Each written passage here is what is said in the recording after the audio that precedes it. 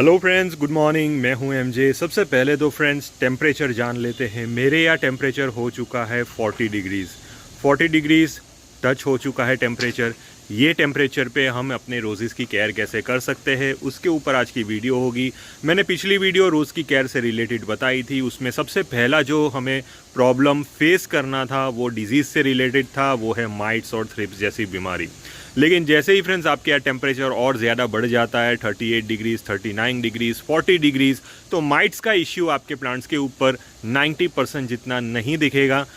Suppose अगर आपके यहाँ माइट्स का इश्यू दिख रहा है तो बाद में आप समझ जाइए आपने नाइट्रोजन बेस्ड फर्टिलाइज़र ज़्यादा दिए हैं या तो उसको आप कंटिन्यू कर रहे हैं, तो उसकी वजह से ही आपके प्लांट के ऊपर माइट्स अटैक हो रहे हैं। तो आपने मेरी पिछली वीडियो नहीं देखी है तो प्लीज़ जाके पहले पिछली वीडियो देख लीजिए अगर आपके यहाँ माइट्स अटैक हुआ है। तो आज की वीडियो ये टॉपिक से है कि टेम्परेचर रिलेटेड, यानी कि अगर आपके यहाँ 40 डिग्रीज टेम्परेचर आ जाता है। रोज़ केयर की एक पूरी सीरीज़ फ्रेंड्स मेरी अभी चलेगी। जैसे जैसे मेरे यहाँ टेम्परेचर में चेंजेस आएंगे, बाद में मैं फर्टिलाइज़र कौन सा दूंगा, ये सारी चीज़ें मैं आपके साथ शेयर करूंगा। क्योंकि अगर आपके यहाँ भी ऐसा कुछ टेम्परेचर हो रहा है तो आप रिलेट कर सकते हो और आप अपने रोज़ की केयर वो हिसाब से आप कर सकते हो।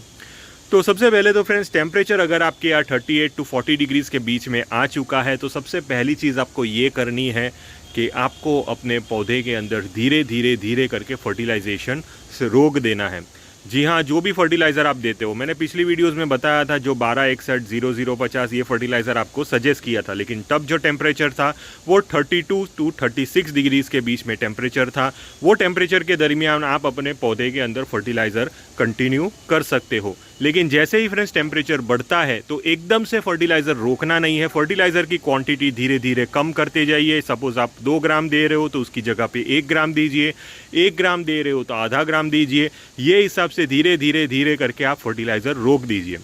दूसरी इंपॉर्टेंट चीज़ आपको ये करनी है कि आपको अपने पौधे के अंदर बहुत अच्छी तरह पानी देना है।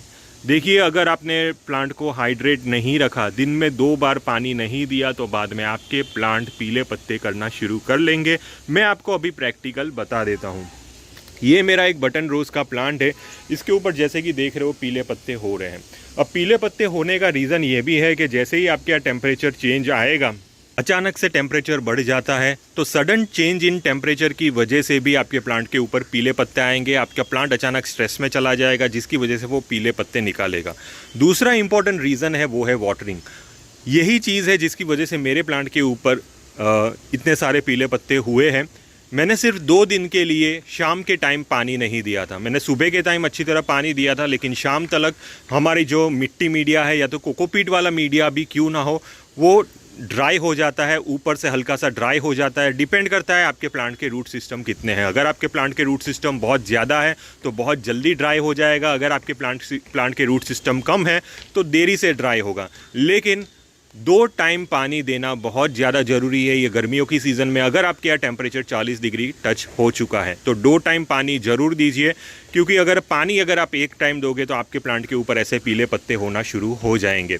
तो वाटरिंग की वजह से भी आपके प्लांट के ऊपर पीले पत्ते होना शुरू हो सकते हैं। तो ये 2 मेजर रीज़न है जो अभी मैंने आपको बताया है।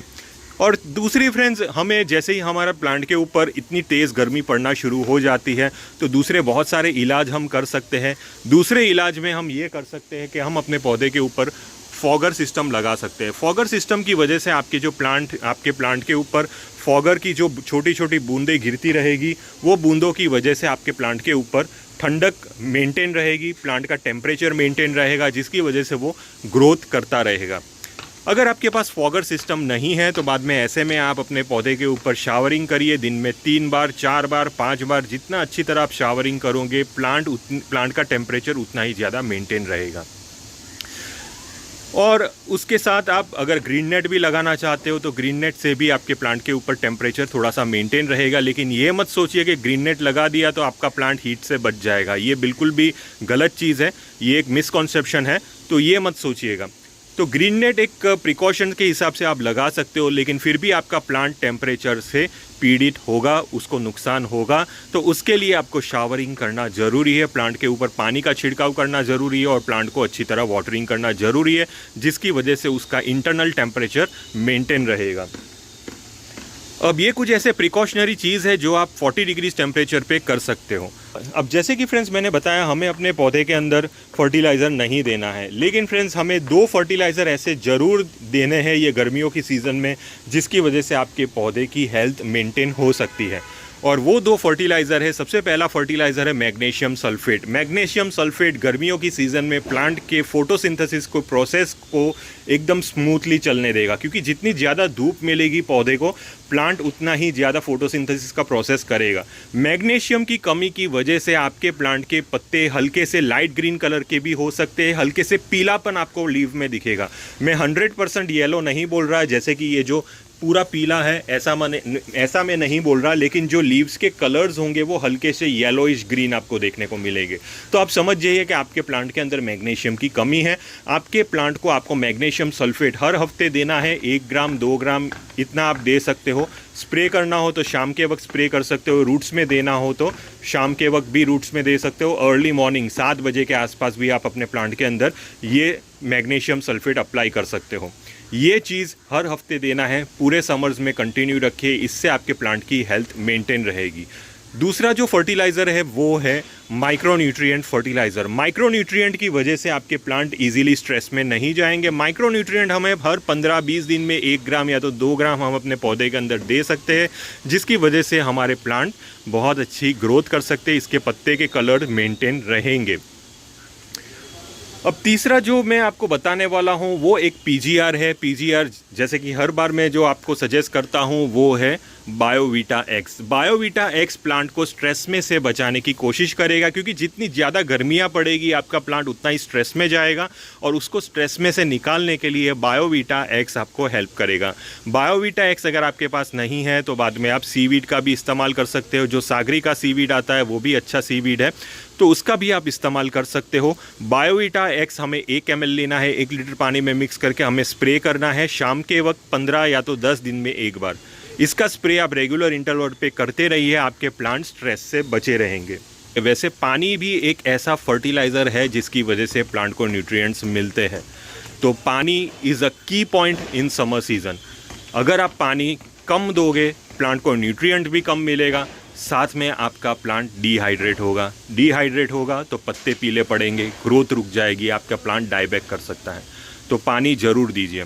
अब बहुत सारे लोगों के माइंड में यह डर रहता है कि सर अगर हम 2 टाइम पानी देंगे वो भी कोकोपीट मीडिया में, तो हमारे प्लांट के अंदर रूट रॉट हो जाएगा। देखिए ये एक बहुत गलत चीज़ है।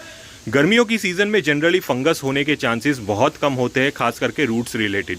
लेकिन अगर आपको डर है तो बाद में आप और 2 चीज़ ऐड कर सकते हैं, जैसे कि पोटेशियम ह्यूमेट और ट्राइकोडर्मा। पोटेशियम ह्यूमेट 1 ग्राम, ट्राइकोडर्मा 1 ग्राम, दोनों को 1 लीटर पानी में मिक्स करिए और आप अपने प्लांट के रूट सिस्टम के अंदर हर 15 से 20 दिन में एक बार अप्लाई कर लीजिए। इससे आपके प्लांट के रूट सिस्टम के अंदर फंगस डेवलप होने के चांसेस 0 हो जाएंगे। और ये जो ट्रीटमेंट है, ये ट्रीटमेंट सिर्फ समर्स के लिए ही नहीं है, जैसे आने वाली अगर सीज़न जो होगी बारिश की सीज़न, उसमें भी आपके प्लांट के रूट सिस्टम रॉट नहीं होंगे। तो ये प्रोसेस अगर आप अभी से शुरू कर लोगे तो आपके प्लांट के रूट सिस्टम और बढ़ेंगे, वाइट रूट्स डेवलप होंगे, क्योंकि गर्मियों की सीज़न में आपके plant maximum white roots develop कर सकते हैं। तो वो चांस आप बिल्कुल भी मिस मत करिएगा। और ये 38 to 40 डिग्रीज के टेम्परेचर में आपके प्लांट के ऊपर अच्छे से अच्छे वाइट रूट्स डेवलप हो सकते हैं।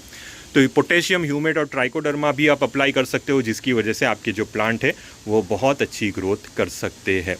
तो इतनी ही कुछ ऐसी बेसिक चीज़ें हैं जो अभी गर्मियों में आपको ध्यान रखनी है अप टू जून महीने तक, जब तक आपके यहाँ बारिश स्टार्ट नहीं हो जाती। तो ये कुछ ऐसी केयर है जिसकी वजह से आपके जो प्लांट समर सीजन में 40 डिग्री टेम्परेचर पे सही सर्वाइव कर पाएंगे। अगर आपको किसी भी टाइप का कन्फ्यूजन हुआ ये टॉपिक से रिलेटेड, तो आप प्लीज़ मुझे टेलीग्राम ग्रुप में कॉन्टैक्ट करिए। टिल देन के लिए थैंक यू फ्रेंड्स और हैप्पी गार्डनिंग।